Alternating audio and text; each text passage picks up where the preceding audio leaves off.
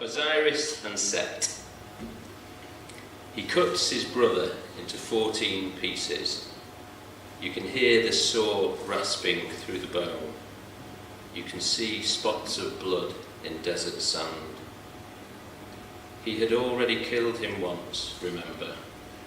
Put him live into a coffer made of cedar and pushed it into the languid river Nile. The wife, sister of the man, had gone off, and after long searching, found where the surf had thrown it up to be incorporated whole into a growing tree. And now she could bear him a child, if you remember, having recovered him with magic hand. But only once his brother has come again to cut and scatter his 14 pieces.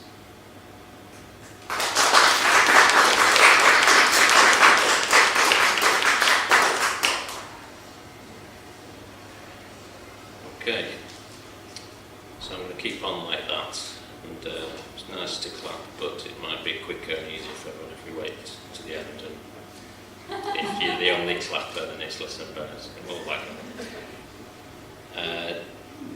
Death of Thomas à Becket. I swung my sword on consecrated ground. Its arc was like a censer's, and the sound a soft swooshing, slow. My arm the chain, holding it from falling to the roof. The way it landed was beyond compare. A sweet smell of blood pumped through the air. His skull fell open like a piece of fruit whose globe has ripened in the heat of Spain. I dipped my sword, flicked out some bits of brain, and stared down at the dark and crimson pool, which reflected nothing, remained aloof, but changed the air and charged with heat the stone. We had a laugh about the pompous fool. I wiped my blade and shoved it in its chute. Agamemnon. She chucks his head across the tiles. She knows this bloody act's not ended, there'll be more. The bath was filthy with the dirt of war. He steps out, greeted by his wife, who throws a net, not a towel, around him, and smiles. Her lover shoves the sword in. Agamemnon falls. The man who took 1,000 ships to Troy lies dead. Clytemnestra cleaves his head with her axe. She gets a surge of manic joy. She knows it isn't ended, there'll be more. She throws his head, it skids across the tiles. The bath was filthy with the dirt of war. He's greeted by his wife, who smiles and throws a net, not a towel, and Agamemnon falls. Marduk. He goes to see her underground, the steps descending round and round, who sings descending minor scales and tries to keep her nerve but fails. He carries now a butcher's cleaver, until the morning will not leave her. The song inside his head is real, there's nothing that he doesn't feel. The notes keep sliding down and down. He's lost touch with his friends in town. Persephone is all he knows. He watches everywhere she goes. He knows she whores about, and that is why the cleaver's out. Caesar. Oh yes, we feminized Caesar all right. We covered him in cunts, all on the bleed. Like a gang rape it was, we stuck our small daggers in, staring at his helpless face. I gave it to him last, down on his knees, who went from emperor to slaughtered lamb in one long instant. Casca comes in first, deftly plants his blade, makes Caesar burst, like the Tiber overflowing or a dam. The Senate and the crowd as one now flees, as Cassius and the rest takes turns to place a fresh gash in the great man. I've it all playing over and over through my head, how I come now and send him in tonight.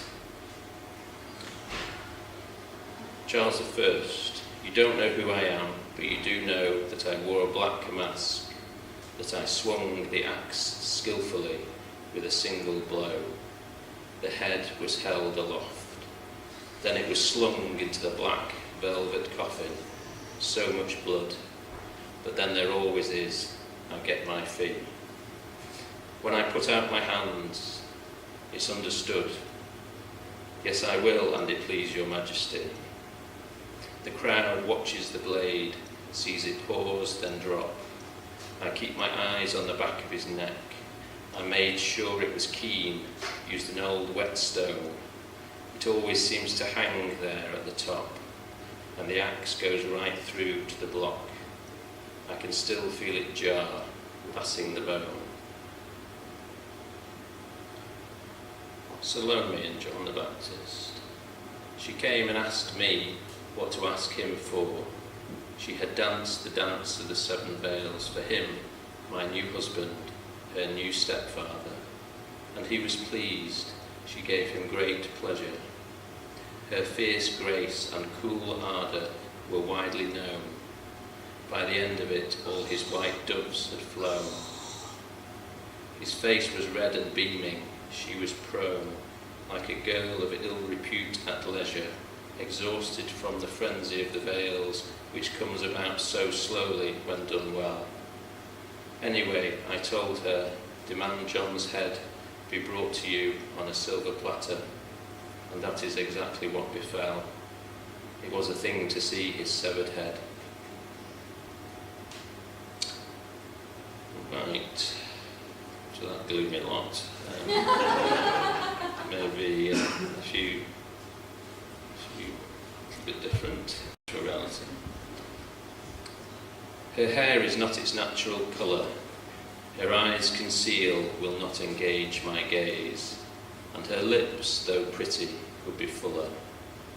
Why then am I distracted through my days? She has a slim figure, I'll give you that, trim, though her breasts are a little bit small, and gravity has given them a pull. So why then, when she's there, does my heart brim? She speaks well, her teeth are good, and she knows everything a woman needs to know. But what about her temper tantrums, though? How come I love her more just after those? And what possesses me to set down this, which when discovered will bring an end to bliss? You look so pretty at my wedding, Mum. For this one, you need to imagine I'm a woman. That's about all the introduction needs, I think. You look so pretty at my wedding, Mum. The sort of thing you never wore at home. Expensive and chic, bluest zingy blue.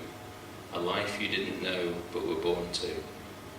You carried off that hat with such panache, as if you'd never cooked or mashed the mash.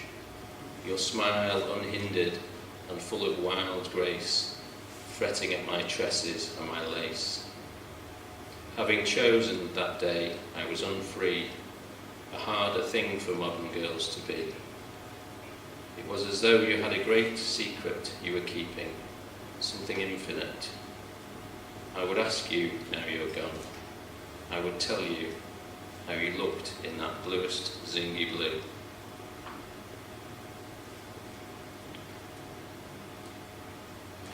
And just this last one, and then I'll do a few from virtual reality, and then we're done.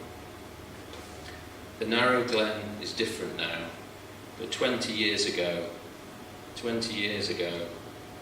the soft green floor was decked with primroses, and light filtered through the mossy trees. I was going crazy at the time, and this place, returning, stayed the same. Each spring I'd come and walk up past the shed to the mill pond by the disused lade. It was a sanctuary. The yellow flowers signified returning years. The stream still moving never moved, as I in anguish loved.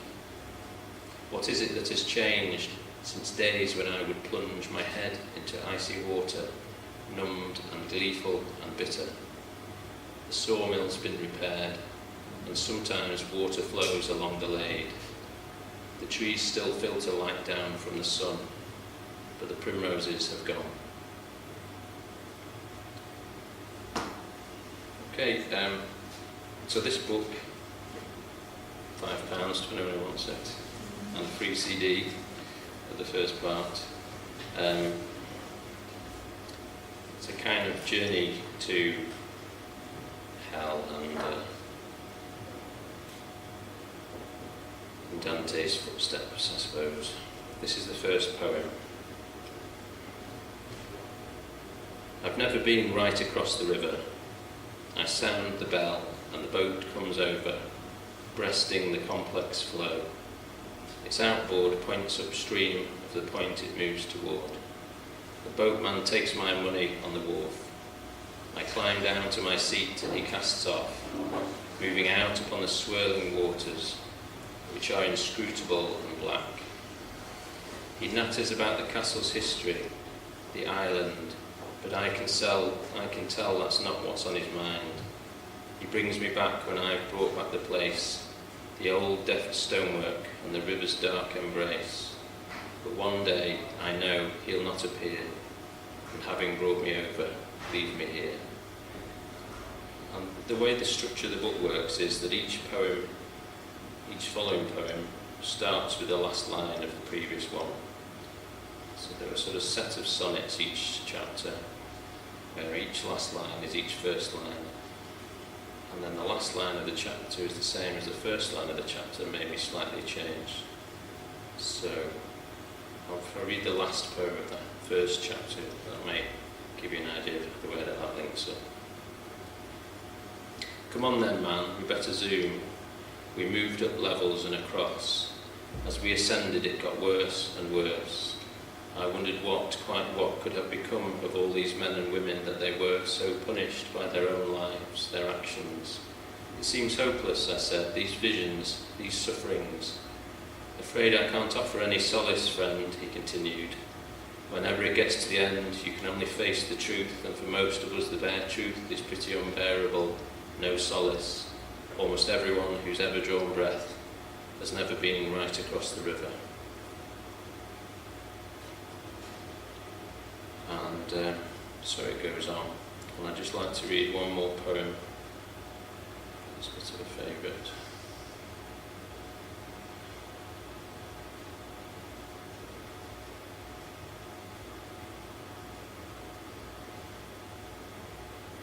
So this is the opening poem of the third part, Paradiso. Every atom of my body was ablaze with energy, as if a solar wind of subatomic particles streamed through. I was still walking in a daze, and all the river had been left behind. It was a vast city we were coming to, and you were a body of woven light that seemed to be spinning and to be still. You walked and I walked by your side until the gates to the city came into sight. Only then did you say a word. The forests, the oxygen factories all around, and the broad moat with its lilies, they were the only other ones that